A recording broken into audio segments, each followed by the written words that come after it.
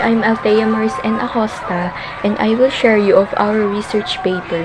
Our title for this research paper is Advertising Techniques of the Selected Coffee Shops in Angono, Rizal. Our topic is all about advertising techniques. This research paper aims to help those who are planning to start their business, particularly their own coffee shop. Legal basis. Ang Republic Act No. 11032 ay isang batas na naglalayong gawing mas madali para sa mga tao na magsisimula at magpapatakbo ng mga negosyo sa Pilipinas. Pagbutihin kung paano inihatid ang mga serbisyo ng pamahalaan sa publiko. Ang color psychology ay gumagamit ng color palette or color theory upang mas mapaganda ang shop nila at makainganyo ng maraming tao.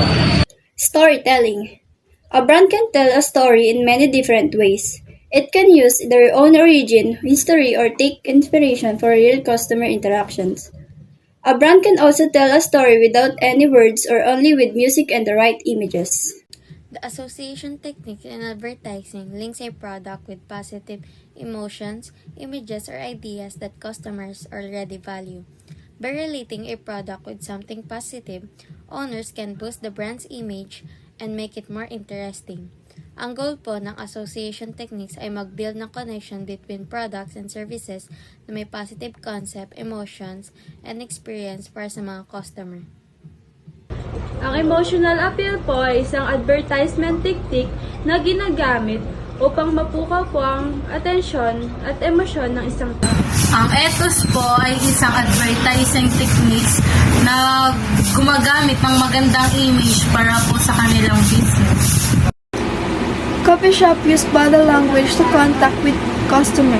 Smiling face and eye contact create a welcoming feel, while relaxing postures suggest and comfort, highlight the sensory experience, add with friends or couple with a scene of communicate, and confident barista demonstrate skill.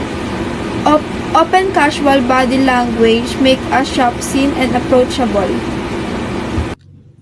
The use of symbolism can be vague and subtle or overly far-fetched. The latter only works with brands that already have a large following of consumers with high brand loyalty. Nobody wants to cause confusion.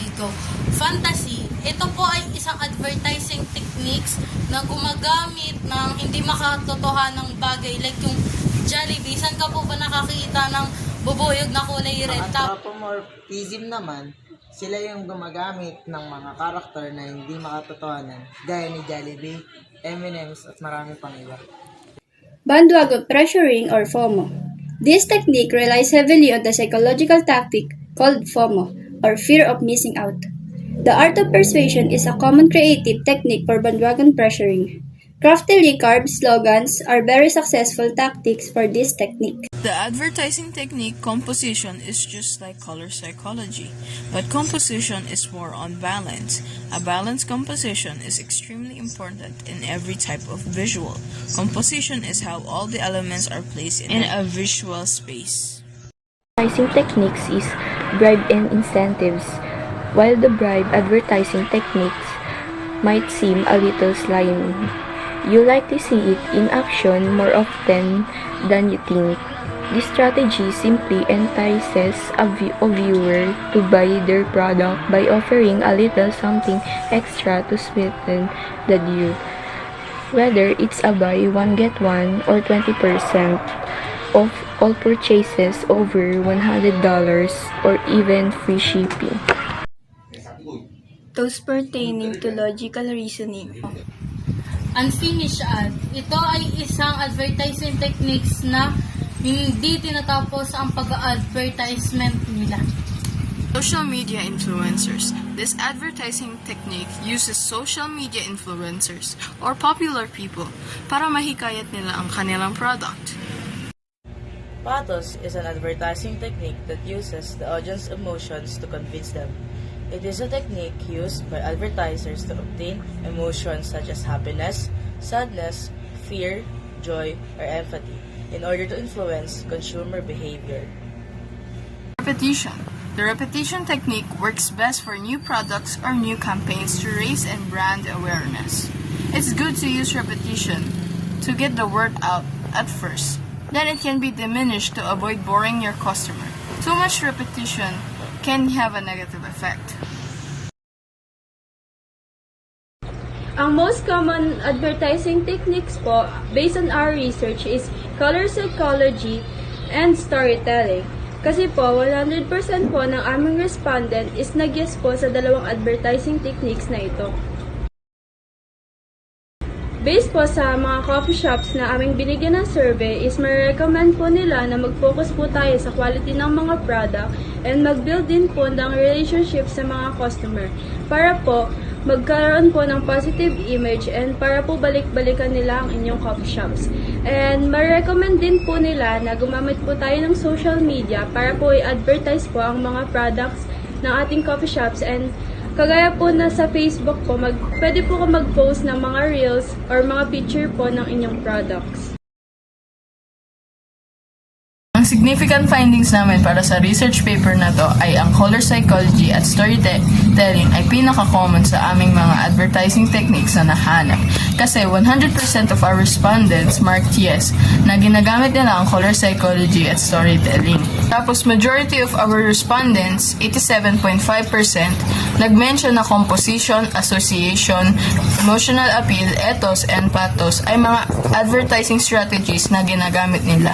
Ibig sabihin po, common din po sila pero hindi sila gaano ka-common katulad ng color psychology and storytelling.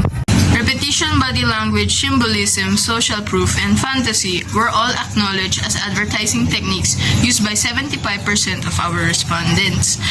Common din po sila pero again, hindi sila gaano ka-common katulad ng color psychology and storytelling. 62.5% of respondents marked yes for anthropomorphism, bandwagon pressuring or FOMO, fear of missing out, social media, bribe and incentives, and logos. Meaning po nito ay almost half of our respondents nag-agree na ginagamit nila ang advertising techniques nito.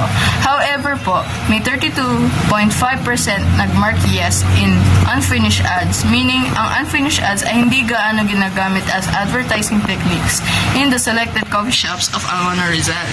Ang maaari ko ma-recommend para sa mga future business owners or future coffee shop owners is gumamit ng advertising techniques na color psychology and storytelling. Since these two are the most commonly used in advertising techniques, there's no doubt na hindi ito gagana sa kanila. However, I also recommend that the future coffee shop owners should focus on their quality and their customers. If you focus on your quality, more customers will buy.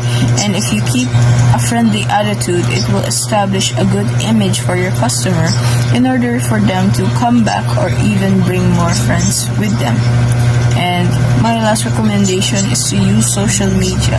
Just like our respondent said, use social media, posting from Facebook pages and making POV videos or reels.